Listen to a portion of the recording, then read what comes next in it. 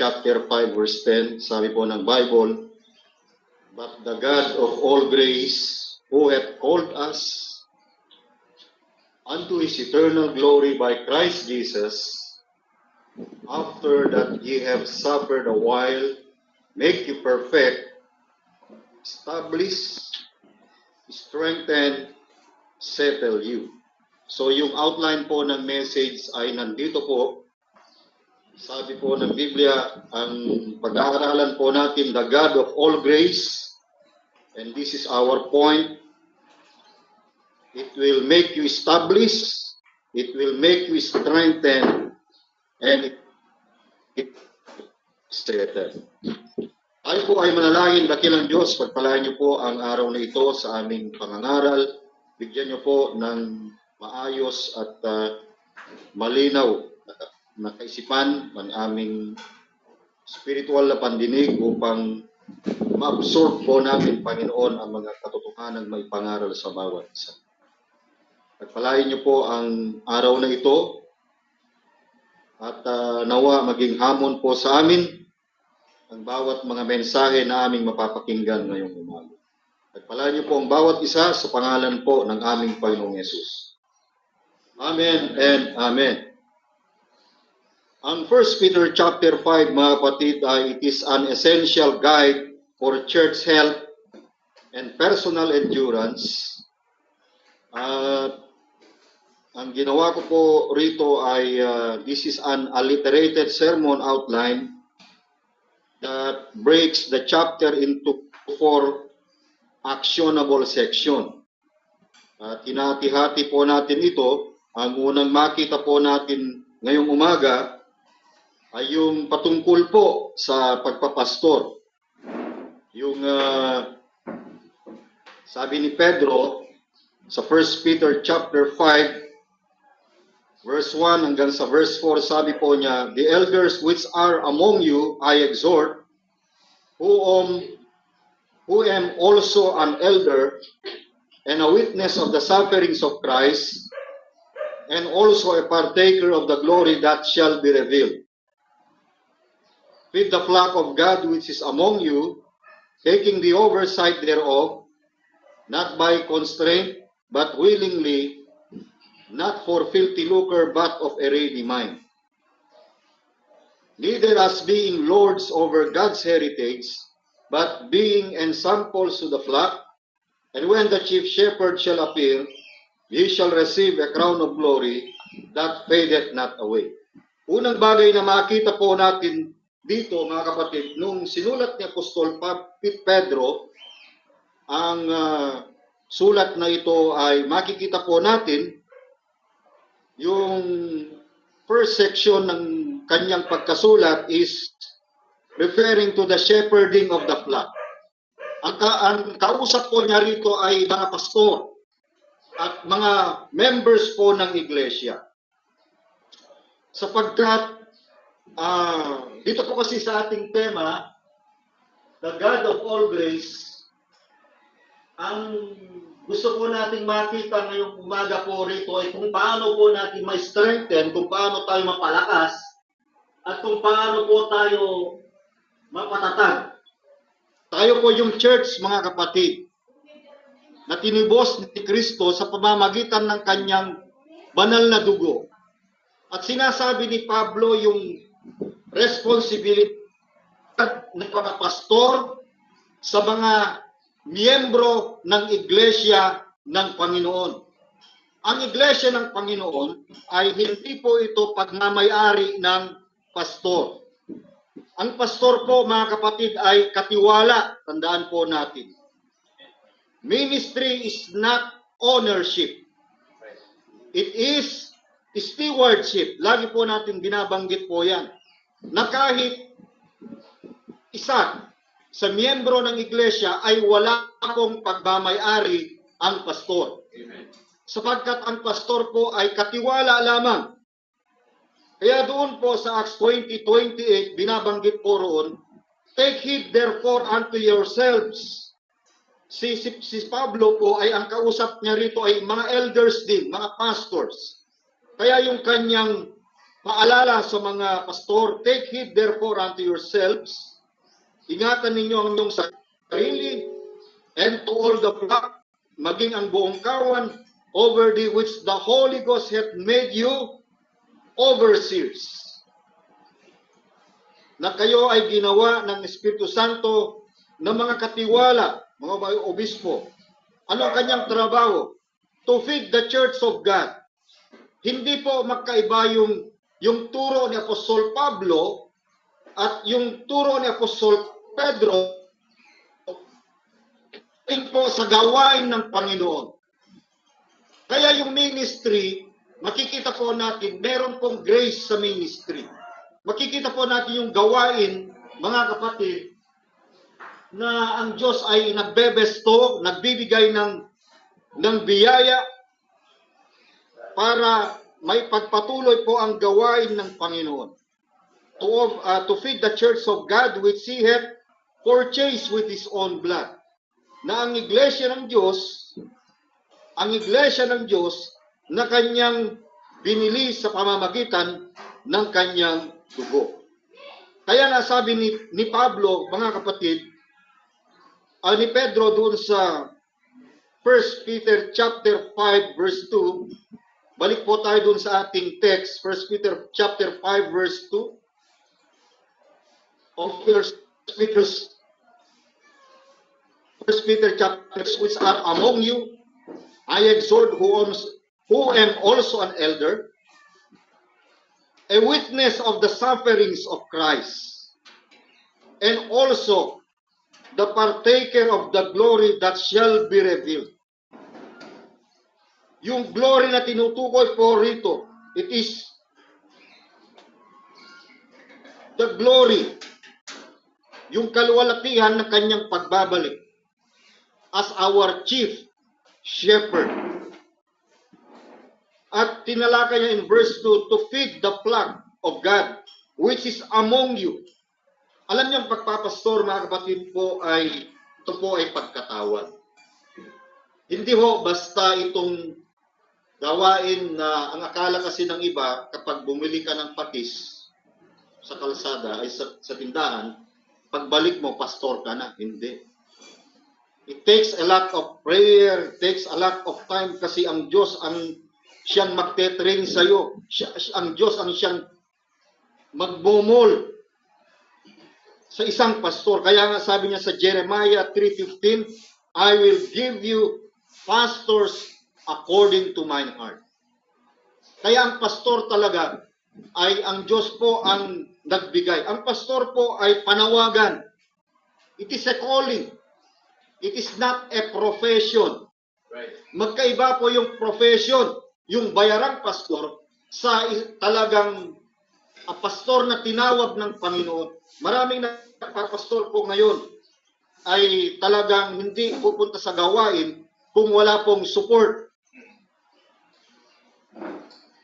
Kaya sabi ni Pablo, ang sabi niya, ni Pedro sa mga elders, feed the flock of God which is among you, taking the oversight thereof. Pangalagaan nyo sila, pagkainin nyo sila, protektahan nyo sila sa mga maling aral. Kaya ito po yung task. Ito dapat yung eagerness po natin to oversight God's people. Bakit? Sapagkat ang mga miyembro na yan ay pinagkatiwala lamang po sa atin ng ating Panginoon. Kaya isa po ito sa mga responsibility is to feed the flock of God. Pakainin ang iglesia, ang kawan ng Diyos na kanyang binili sa pamamagitan ng kanyang banal na dugo. So ano po ang dapat po nating ipakain bilang mga pastor? Sabi ng 2 Timothy chapter 4 verse 2. 2 Timothy chapter 4 verse 2. Ito po yung mga dapat ipapakain sa kawan ng Diyos, sa tupa ng Panginoon, sa iglesia ng Panginoon. 2 Timothy chapter 4 verse 2, sabi po ng Biblia, preach the word in season, be instant in season, out of season, reprove, rebuke, exhort with all long-suffering and doctrine. Kaya mahalaga po na tayo ay ma-feed, tayo ay mapakain with sound doctrine. Mahalaga po ang doktrina. Amen. Kaya sabi ng Biblia, exhort with all long-suffering and doctrine, for the time will come. They will not endure sound doctrine. Darating ang panahon na hindi nila titiisin ang isang magaling na aral, kundi pagkakaroon nila ng katinang tainga, ay magsipagbunton sila sa kanilang sarili ng mga gurong ayon sa kanilang sariling mga masasamang pita. Verse 4, and they shall turn away their ears from the truth and shall be turned unto fables. Ito po yung nangyayari sa kapanahunan po natin ngayon, na para bagang ang hirap ng tanggapin ng tao yung katotohanan. Yung mali sa kanila, yun yung tama, at yung tama, yun ang mali. Pero sabi ni Pablo kay Timothy, but watch thou in all things, endure affliction, magtiis ka ng kahirapan, do the work of an evangelist, make full proof of thy ministry. Ganapin mo ang iyong pagmiministeryo. Kahit dalawa lang yan, kahit tatlo yan, o ilan man yan, mga kapatid, ang iglesia ay pinagkatiwala ng Panginoon, kahit ilang bilang po yan. Akala kasi ng marami, kapag marami na, successful na, hindi. Marami nga kayo, divided naman kayo. Wala namang tamang aral. Hindi naman sound doctrine yung pinag-aaralan. Kaya ang hamon sa akin, we must continue to preach the word. Hindi lamang po matutuldukan yung ministry ng 12 years anniversary, kundi magpatuloy po tayo sa pamamagitan ng biyaya ng Diyos. Hindi lamang po sound doctrine, we need to feed with the truth of grace. Dapat tayo rin po ay mapakain sa pamamagitan ng katotohanan ng biyaya. Acts 20:24. In Acts chapter 20:24, mga kapatid, makikita po natin yung biyaya ng Panginoon. Sabi niya, but none of these things move me. Walang pwedeng pipigil sa Kanya. Hindi yung thorns of the flesh, yung sakit sa mata na Kanyang nararanasan, o anumang kahinaan, mga kapatid, na pwedeng magpabagsak sa Kanya, magpahina sa Kanya. Sabi ng Biblia, sabi ni Paul, neither count I my life dear unto myself, so that I might finish my course with joy, and the ministry which I have received of the Lord Jesus Christ. Yung ministry ay hindi niya po tinanggap sa tao, kundi tinanggap po niya ito sa Panginoong Yesus. Ang layunin is to testify the gospel of the grace of God. Yung doctrines of grace, nandyan na sa dingding. Nakalagay na po, mga kapatid. Kaya makikita po natin yung doktrina ng biyaya na hawak po natin. Yung total depravity, unconditional election, limited atonement, immediate Holy Spirit regeneration, and preservation of the saints. Perseverance pa. Mamaya sabihin yung hindi mag-persevere, hindi ligtas. Pupunta sa gawa, sa good works po yung ating aral. Kaya grace, wala po tayong idinagdag. Wala po tayong binago. Wala tayong inedit, mga kapatid. Kung ano yung turo, yun pa rin. It is a primitive way of teaching. It is the gospel of grace. And then, hindi lamang sound doctrine, the truth of grace. 2 Timothy, feed them with rightly divided scripture.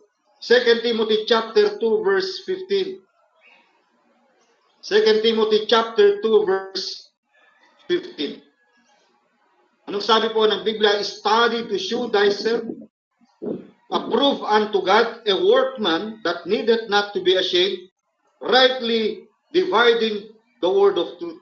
Yung pangangaral ng salita ng Diyos ay it must be rightly dividing the word of truth. Ano yung illustration ni Apostol Pablo po rito? Si Apostol Pablo, he is a tent maker. Kaya sabi ni Pablo, kapag sila ay gumawa ng tent, kailangan nilang aralin, kailangan i-study. Bakit? Hindi po kasi magkakaiba ang sukat ng tent. Depende sa disenyo ng gustong bibili. At most likely, ang tent during that time ay galing po sa balat ng hayop. Galing po yan sa leather, mga kapatid. At madalas, ang illustration po nito, yung kanyang trabaho as a tent maker. Kaya, makikita po natin dito na bawat sukat na nandun sa sukat ng tent ay dapat magkakalapat po yun para magiging maganda ang resulta. Parang ganito, magkakaibang sukat, pero kapag inassemble mo siya, napakagandang tignan. Ganon din sa pag-aaral ng salita ng Diyos. Kaya na-divide, mga kapatid, yung doctrines of grace. May total depravity, merong unconditional election, merong limited atonement, merong immediate Holy Spirit regeneration, and the preservation of the saints. It is rightly dividing the word of truth. Kaya ito po dapat yung aral na meron po tayo. Pangapat na ating makita, feed them with spiritual wisdom. Yung wisdom, magkaiba po yung tinatawag po nating secular wisdom at saka spiritual wisdom. Colossians chapter 1 verse 9 and 10. Colossians chapter 1 verse 9 and 10, sabi ng Biblia, for this cause we also, since the day we heard of it, ano yung kanilang napakinggan? Yung doctrine.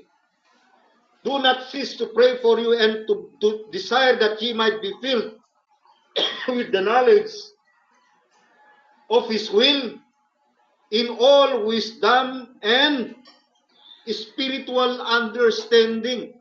Yung unawa po rito, it is not a secular understanding or a natural understanding. Yung unawa sa Bible ay it is a spiritual understanding. May spiritual connection sa Diyos. Bakit? Sapagkat hindi natin talagang nauunawaan ng Biblia kung walang pang-unawa na galing sa Panginoon.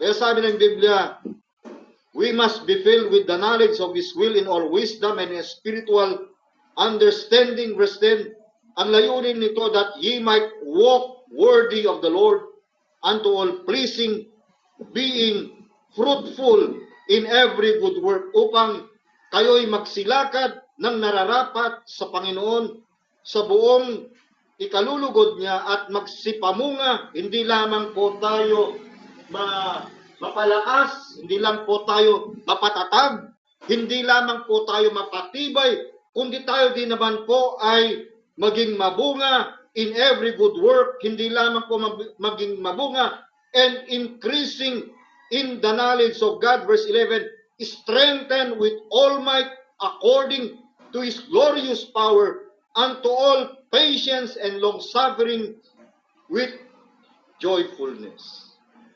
Kaya po, napakaganda, mga kapatid, na tayo po ay mayroong spiritual na karunungan na galing sa Panginoon.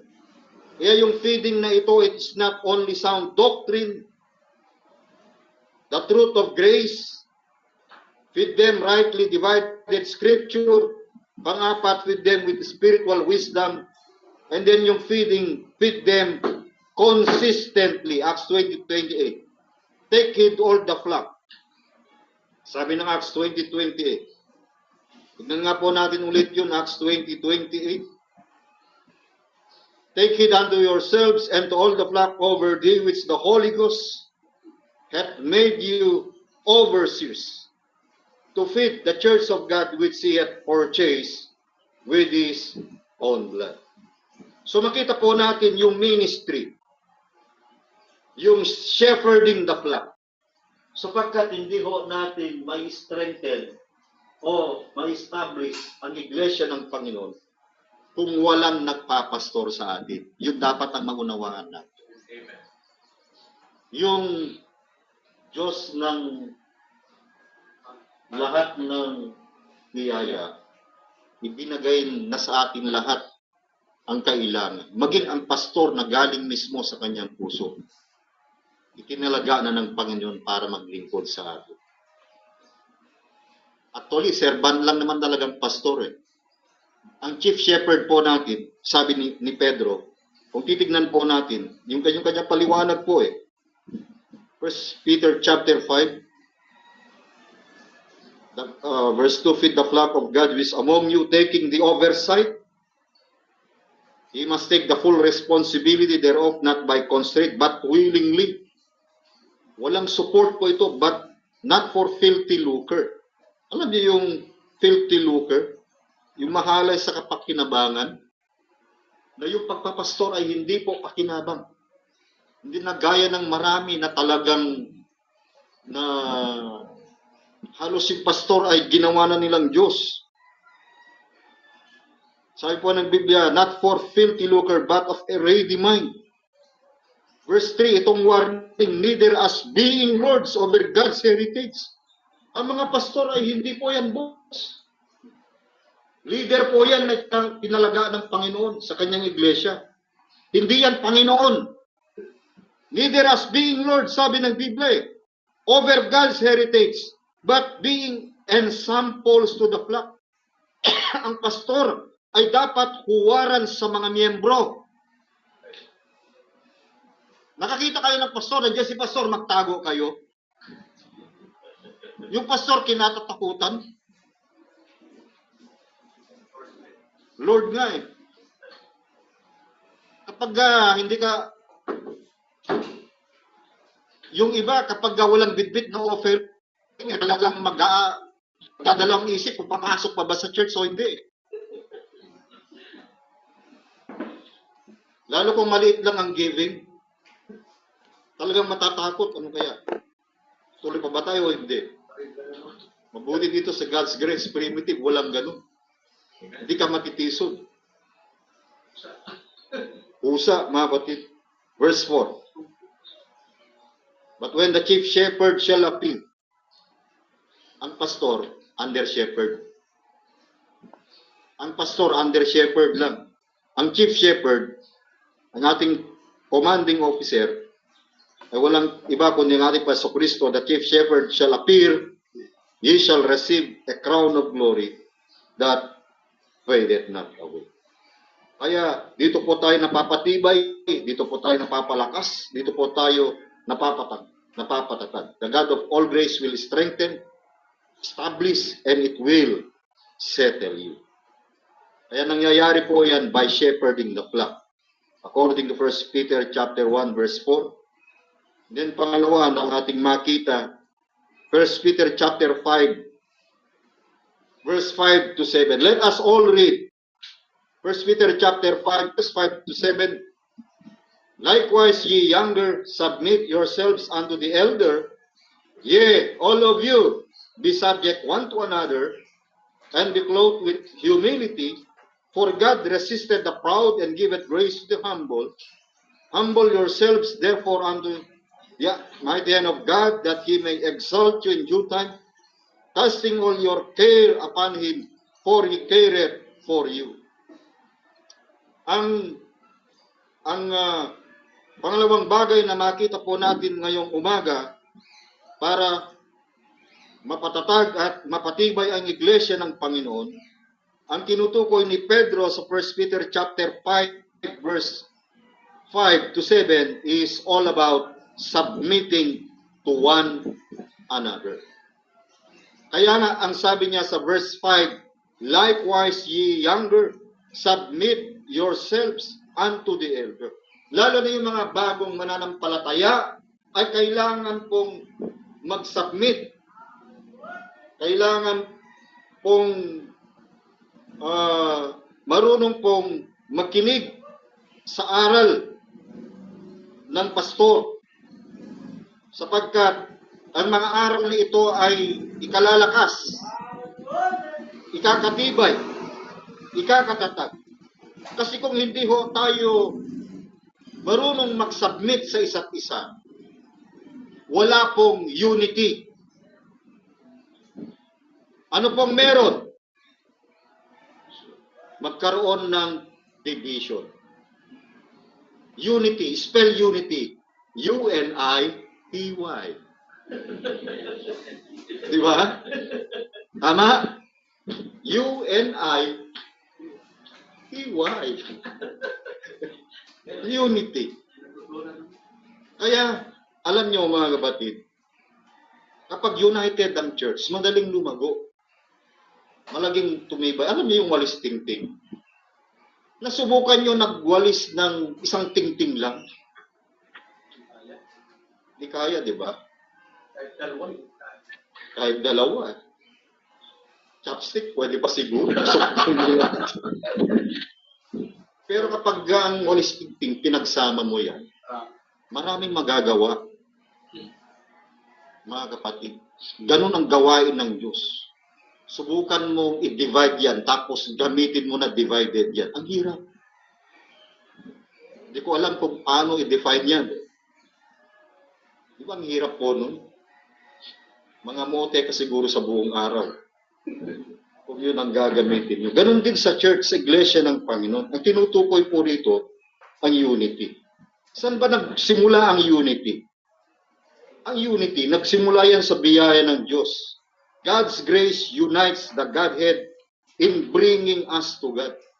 Ulitin ko, yung God's grace unites the Godhead in bringing us to God. Na yung Godhead, dahil sa biyaya, ay dinala tayo sa Diyos. Sa Ephesians chapter 1 verse 4, the Father chose us unto salvation. Tandaan po natin, maging sa biyaya ng kaligtasan, nag-unite po yung Godhead para madalat lang tayo sa kaligtasan biyaya. Ephesians chapter 1 verse 4. Sabi po ng Bible, Ephesians chapter 1 verse 4, according as He had chosen us in Him before the foundation of the world, that we should be holy and without blame before Him in love. The Father chose us unto salvation. Pangalawa, the Son redeemed us with His own blood on the cross. Ephesians chapter 1 verse 7, in whom we have redemption through His blood, even the forgiveness of sins, according to the riches of His grace. And then the Spirit seals us for all eternity. Ephesians chapter 1 verse 13. Sabi ng Biblia, in whom ye also trusted, after that ye heard the word of truth, the gospel of your salvation, in whom also after that ye believed, ye were sealed with that Holy Spirit of promise. So makikita po natin yung work of the Godhead sa ating salvation para i-unite tayo kay Kristo bilang kanyang iglesia na tinubos niya sa pamamagitan ng kanyang banal na dugo. Kaya ang challenge po sa atin na binabanggit ni Pedro nung sumulat po siya sa church ng Babylon, kasi dinefine niya sa babae, yung recipient, na dapat ang mga Kristiyano sa panahon na yan, hindi po sila dapat divided. They were persecuted, but they were not divided. Yun ang maganda. Kahit mahirap ang church, basta hindi divided, lalago. Basta mag-unite po ang bawat elect ng Panginoon, ang bawat mananampalataya ng Panginoon, ang bawat tinubos ng Panginoon, ang bawat binorn again ng Panginoon. Kaya nga ang tanong, if you are not united, you are divided.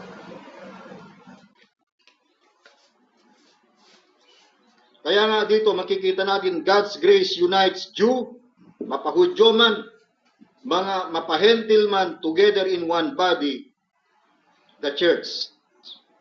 So God's grace or unites us to Him. Kaya dapat sa ating mga mananampalataya ay maikay po tayo. Magtagalog ng maikay na. Tulungan mo kumabagay. Dapat magabayan po tayo. Magkaroon tayo ng tamang gabay sa buhay po natin para sa ating ikatitibay at para sa ating paglago.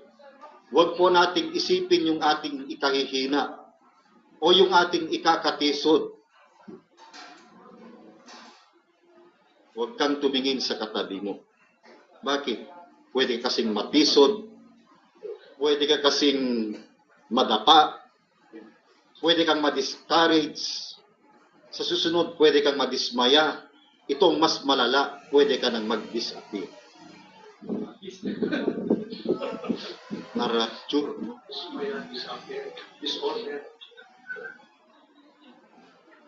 Kaya, kailangan po tayong magkaroon ng tamang gabay.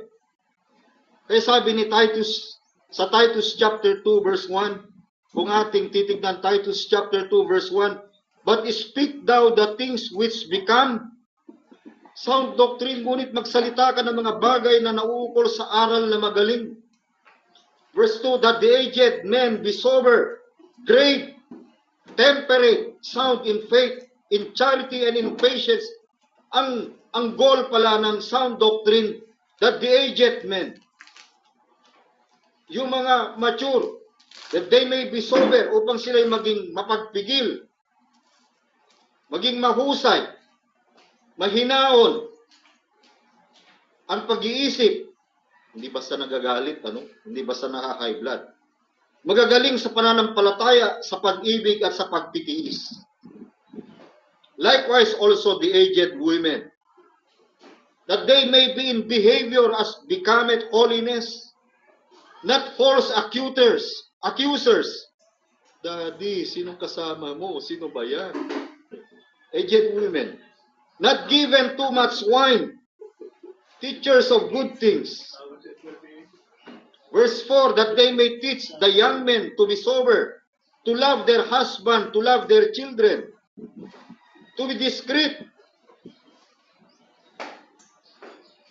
chaste, keepers at home, good obedient to their husband, that the word of God be not blasphemed. Yung mga Baptist doon, kita mo, nakakagatan sila, nagsisiraan sila, nagsasaksakan sila. Di ba ang pangit na ganung testimony? Tapos yung judge unbeliever, tapos attorney Baptist, mga demanda Baptist, tapos yung judge unbeliever. Ano ba kayo? Kaya tayo, mga kapatid, bantayan natin yung ating sarili. Kaya ito rin yung sinasabi ni Titus, ito rin yung sinasabi ni Pablo, ni Pedro, mga kapatid, that they are challenged to submit one another, husband, children, young women. Ano pa yung mga binanggit dito? Aged women, aged men. Lahat ng men. Supermen, Doberman.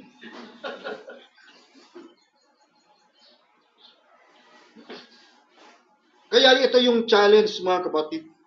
Kuminsan napakahirap. Kasi kung hindi tayo mag-submit one to another, Paano tayo maigagayad sa maturity? Bakit habang buhay ka na lang ba na bonjing ang pag-uugali mo? Napakahirap naman nun pag ganun lang, di ba? Na parang batang isip pa rin, walang maturity. Ang hirap kaya yun, mga kapatid. Kaya dapat po tayo mag-guide sa ating paglago.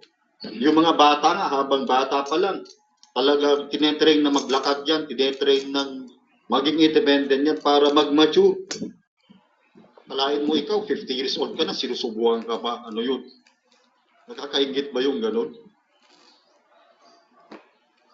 Wala man lang paglago. Kaya dapat tayo mag-mature. Guide them into maturity. Ephesians 4:13. Ephesians 4:13. Till we all come in the unity of the faith. Di ba ito po yung goal natin? Upang magabayan tayo sa paglago. Till we all come in the unity of the faith and of the knowledge of the Son of God unto a perfect man, unto the measure of the stature of the fullness of Christ. That is one of our goal, to guide them into maturity. Hindi lamang mag-guide po tayo sa ating pag-mature, to guide them into service, dapat mag-guide tayo sa paglilingkod. Romans 12:1 and 2. Anong sabi po ng Romans chapter 12, verse 1 and 2? Everybody read, I beseech you, therefore, brethren, by the mercies of God, that ye present your bodies a living sacrifice, holy, acceptable unto God, which is your reasonable service. Verse 2, and be not conformed to this world, but be ye transformed by the renewing of your mind, that ye may prove what is that good and acceptable and perfect will of God. Kayong paglilingkod, dapat, ang isang goal po natin ng paglilingkod ay dapat tayong matransform. Dapat po tayong mabago. Dapat po tayong ma-renew. Sabi ng Biblia, do not conform, but be ye transformed by the renewing of your mind, that ye may prove what is that good and acceptable and perfect will of God. Hindi lamang po yan, guide them into stability. Dapat mag-guide tayo sa pamamagitan ng stability o sa tayo po ay mapatatag. Ephesians 4:14. Ephesians chapter 4 verse 14. Ready now, read, that we henceforth be no more children, tossed to and fro, and carried about with every wind of doctrine, by the sleight of men, and cunning craftiness, whereby they lie in wait to deceive. Upang tayo wag nang maging mga bata pa na napapahapay dito doon at dinadala sa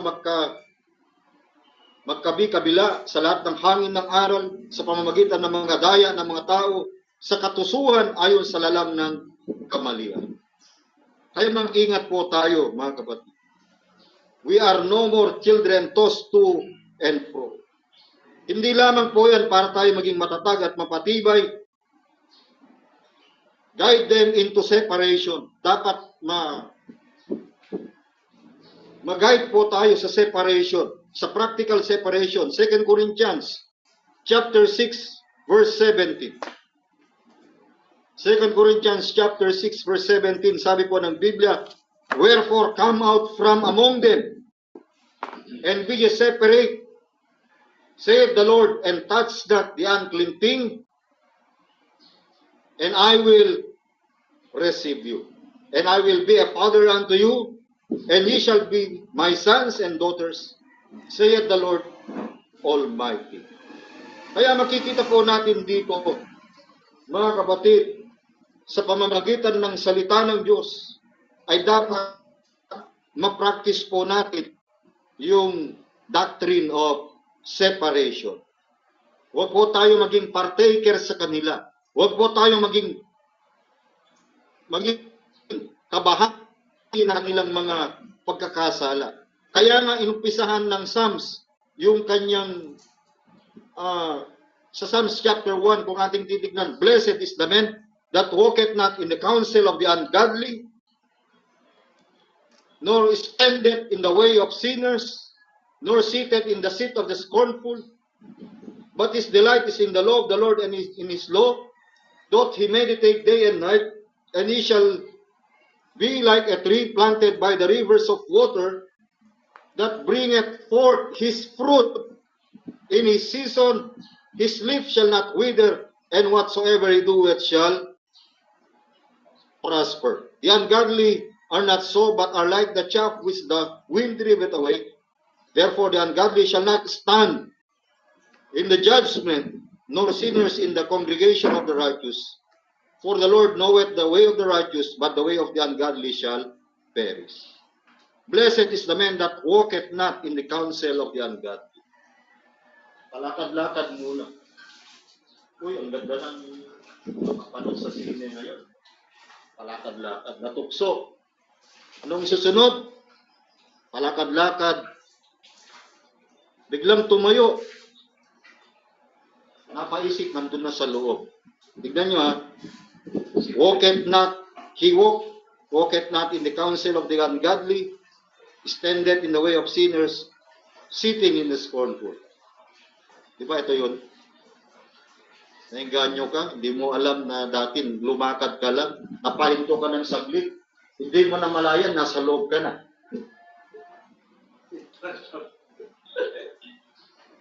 May nanonood pa ba ng sine ito? Nasa Netflix na. Kaya mahalaga po, mga kapatid, yung separation. Come out from among them, my people. Kung dati ang hawak mo, bote, wala na tayo dun, na-transform ka na. Bible na. From battle to Bible. Diba? Kaya, parang si Pablo, from persecutor to preacher. Kaya kung wala pong leadership, kasi ang 1 Peter chapter 5 ay tumutukoy po yan sa pastoral leadership. Kahit tignan nyo po, mga kapatid.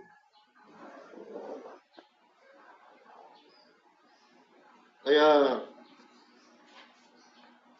talagang challenge niya yung bawat isa talagang mag-submit para sa ikalalago at ikatitibay. Para magabayan sila for their maturity, magabayan sila for their service, magabayan sila for their stability, magabayan po sila for their separation. Pangatlo, 1 Peter chapter 5 verse 8 and 9. Talakayin na natin lahat to. Pasensya na kayo, mga batid. Ako ang inuna nyo Verse 8. Be sober. Ito ang warning. Be sober. Be vigilant. Because your adversary, the devil, as a roaring lion, walketh about seeking whom he may devour. Who persists steadfast in the faith, knowing that the same afflictions are accomplished in your brethren that are in the world. Hindi po exempted ang elder dito o pastor.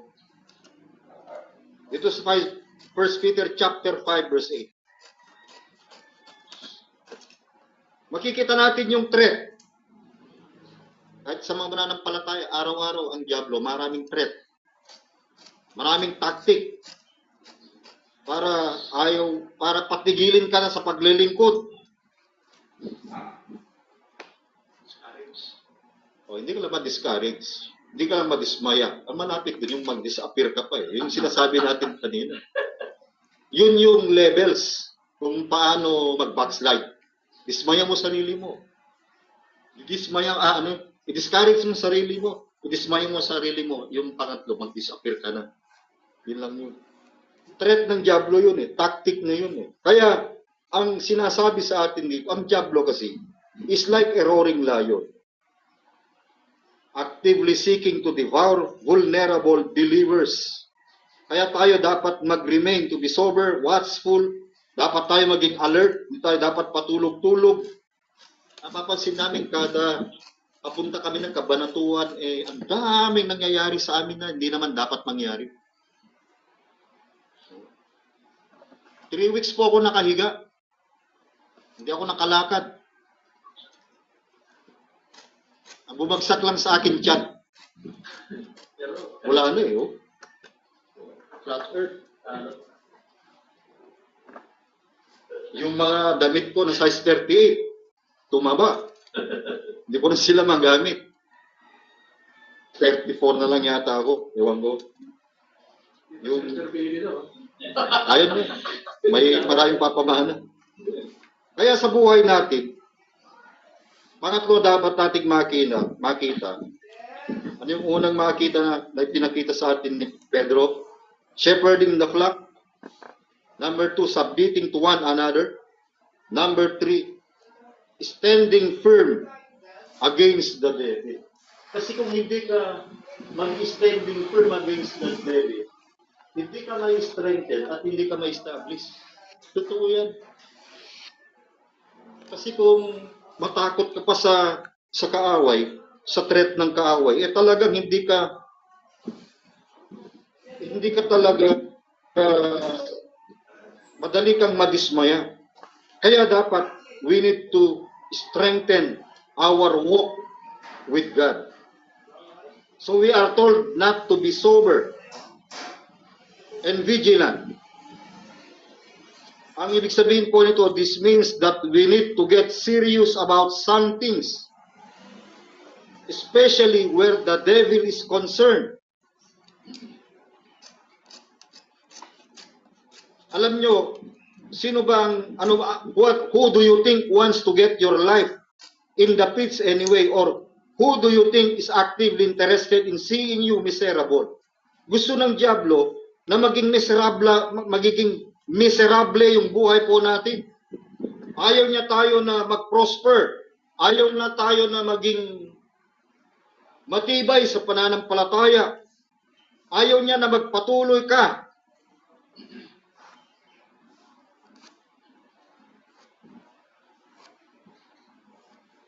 Kaya yung spiritual battle, everyday po yan sa buhay po natin. Pero meron pong pagtatagumpay over the devil.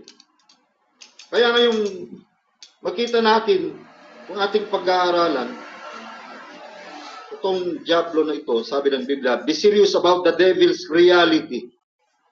Ang diablo talaga ay totoo. Hindi po siya joke.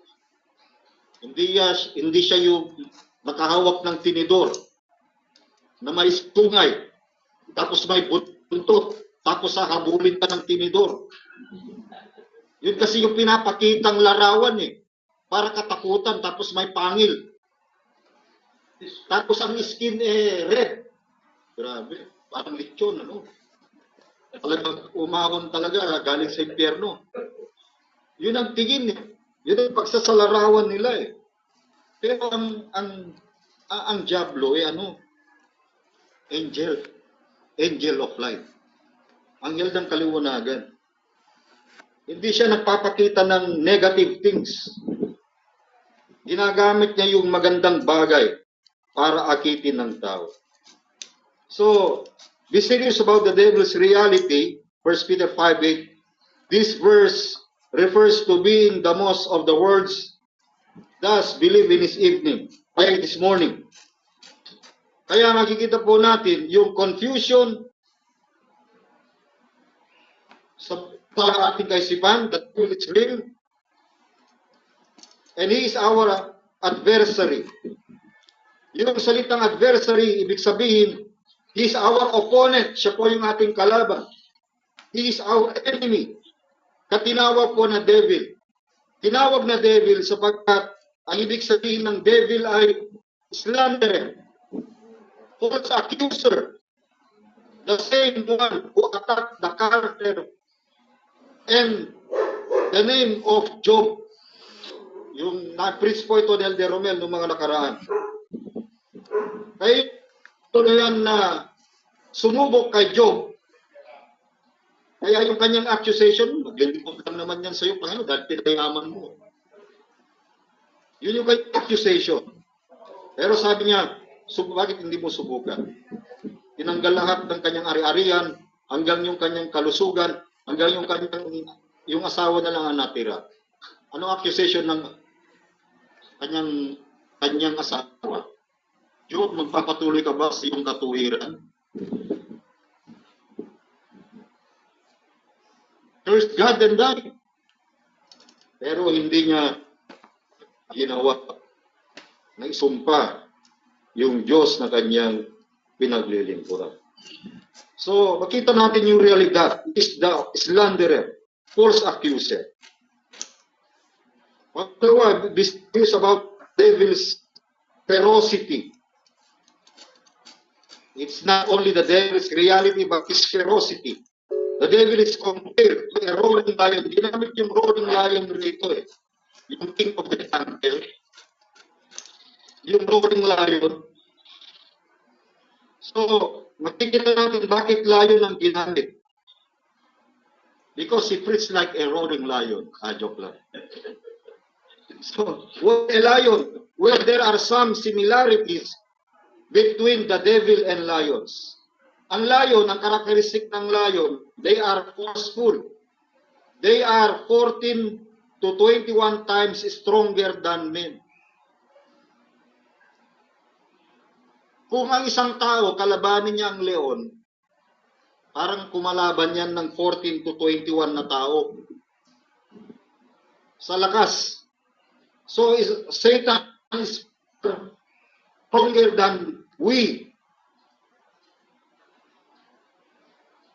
Satan is far stronger than we are as well, so we cannot fight him on our own. Hindi natin kayang labanan sa pamamagitan ng ating lakas ng leon. Bakit? Because lions are forceful, hindi lamang po yan. Lions are ferocious. A mature lion can consume 30% of his own body weight. At one setting, they are famous as king of beasts, as the king of the jungle. So makikita natin, ganito pala kalakas kumain ito. Yung mature lion can consume 30% of his own body weight. Baka kung 100 kilos sana, ang nakain niya ay 30 kilos. Sinong kayang kumain ng ganun, 30 kilos sa isang kainan? Ito, kaya napaka-ferocious nito. So all those who encounter them, treat them with fear and respect. Kaya kapag umalulong na ito sa jungle, lahat tahimik na ng hayop. Kasi alam nila na napaka-ferocious nito. Napaka-destructive nito. Walang patawad dito kapag kumain. Talagang tinawag na king of the beasts and the king of the jungle. Kaya napaka-superior ng hayop na ito sa kanyang natural abilities. So, he is ferocious foe who is never satisfied with his conquest. He feeds on the carcass of fallen ones and he rises to hunt more. So, ganito po yung pagsasalarawan ni Apostol Pedro sa leon na ito. He is like a roaring lion, walking about seeking whom he may devour. And lions are fearful, hindi lamang forceful, ferocious. Ang lions din naman pala ay fearful. A mature lion roar can be heard up to 5 miles away. 5 miles. Sa 1 kilometro, magkano ilan ang 1 mile? Convert ko yan. Mahigit pa yata yung 1 mile yata, mahigit 1 kilometro. 5 kilometro. Maririnig mo pa daw yung leon eh. So lions do most of their roaring at night. The reason they roar in the first place is to create fear in the hearts of those who hear them. This is just what the devil does too.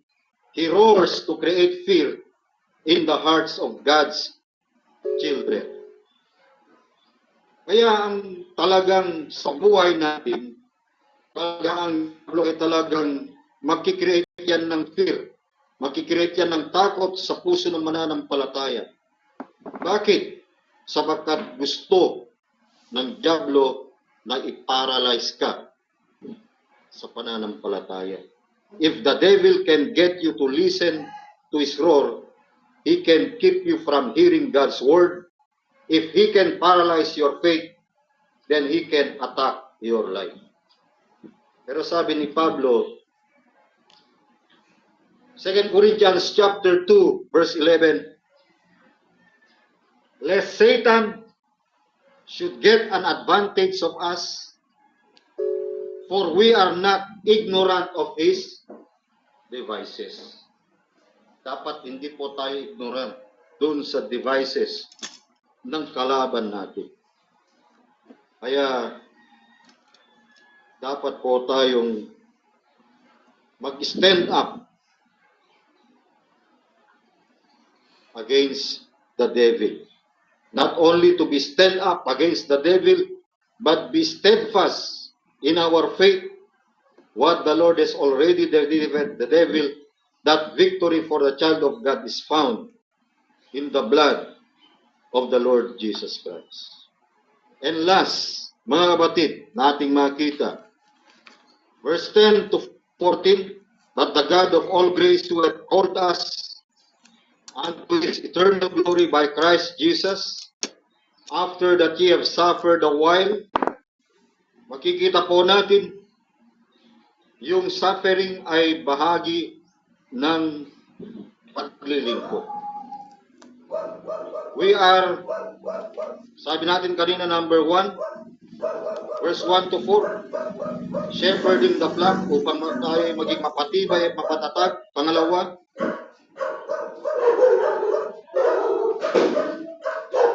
ano po yung pangalawa natin? Submitting to one another. Sapagkat kung walang unity, ay hindi po tayo magiging mapatatag at mapatibay. Number 3, standing firm against the devil. And number 4, strengthening through suffering. Kaya, kikita natin dito, after that ye have suffered a while, make you perfect, establish, strengthen, settle you. So makikita po natin dito, strengthening through suffering. Pero mayroong pangako. What is the promise? The God of all grace will personally perfect, establish, strengthen, settle you after the season of suffering. Bakit niya ginawa ito? For His glory. To Him belongs the dominion and glory forever and ever. That is the power and the peace. Standing firm in this true grace, closing out your community with love and harmony. Kaya, meron pong dahilan kung bakit yung suffering ay nandyan. Sabi ni Elder Romel, nakatagda na yung mga bagay nito na pwedeng mangyari na hindi natin pwedeng pigilan. Kahit ayaw mo, eh talagang mangyayari yung mga sufferings na ito. Ang purpose ng suffering is to keep us or to preserve us from eternal perishing. So makikita natin yung perimeter of His preserving power na tayo, mga kapatid, yung pagsasalarawan ni Apostol Pedro na tayo ay parang ginto na pinadaan sa apoy, at kung tayo dadaan sa apoy, ang ginto ay dadaan sa apoy, ay matatanggal yung mga dross, yung mga unnecessary na mga bagay na nakakabit dun sa gold para lalabas yung kinang ng ginto. Ganon din sa buhay po natin. ang purpose ng suffering ay hindi para tayo po ay pabagsakin, kundi para tayo po ay mapatibay, mapaganda, mapaayos. Kaya nga niya binanggit po yung 1 Peter chapter 1 verse 2 to 5. Sabi niya sa 1 Peter chapter 1 verse 2 to 5,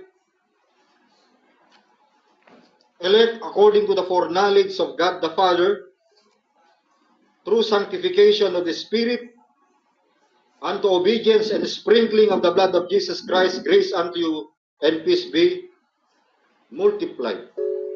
Blessed be the God and the Father of the Lord Jesus Christ, which according to his abundant mercy